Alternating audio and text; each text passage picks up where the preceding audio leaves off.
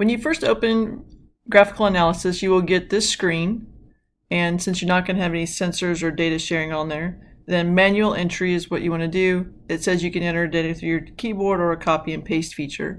So you're just going to click manual entry, and you will get a data or a graph, and you get a data table to show up here. So your three little edit buttons, if you will, let you do all your fun stuff and edit things. So this is going to be a calculated volume. Would be one possible, and that would be your centimeters cubed. Gonna have decimal places. We're not messing with scientific notation. You click apply. Okay, on the Y, again, column options. This would be your measured volume that you did with your graduated cylinder. And you notice that the X shows up in the correct place. So you don't have to worry about that. On this corner here where you have graph tools, you can edit your graph options. So you can make a title for it. Your x-axis range to your right. Under scaling, make sure it always shows 0 at the origin. And as you put in numbers, then it will always force the origin to be 0. So you don't have to worry about any hiccups with that. But make sure you come up with a title. I want to see what you come up with. Everything else should be good to go. You're going to look for points rather than points and lines. Okay, now it's just a matter of entering the data the class collected. So I have just made up numbers. These numbers should not be what you end up with. Whoops, that's not where I wanted that. Come on.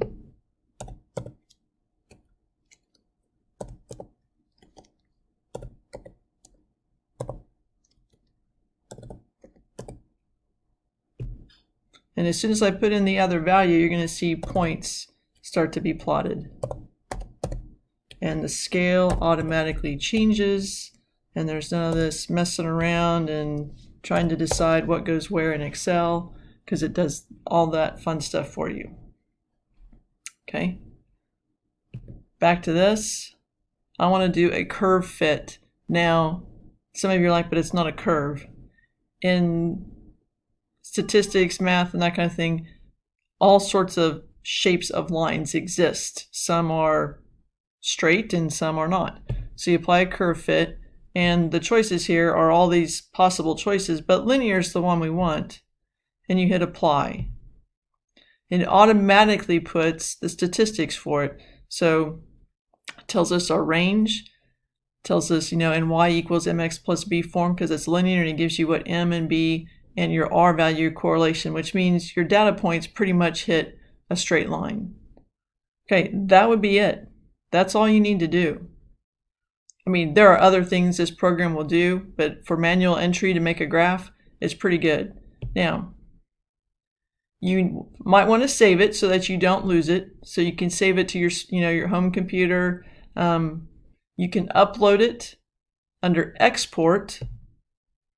You would want it as a graph image. If you do CSV, all it's going to give you is the data table so that you can open it in Excel or Google Sheets. But if you actually want the picture of the graph, which is what you want, okay, and then just make sure you give it to a spot, where you remember where it is.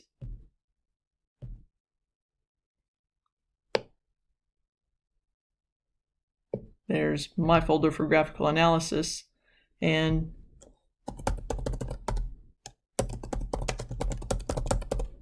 I hit save. And so now I've saved a picture of this, and it saves it as a PNG file, which can be opened in any image software, or you can paste it into Google Docs, that sort of thing. So that's all you need to do. You can upload that file directly to Google Classroom to submit your assignment. You can paste it into, like I said, a Google Doc and submit it as a Google Doc with a picture in it. It's up to you. But that is how to use graphical analysis.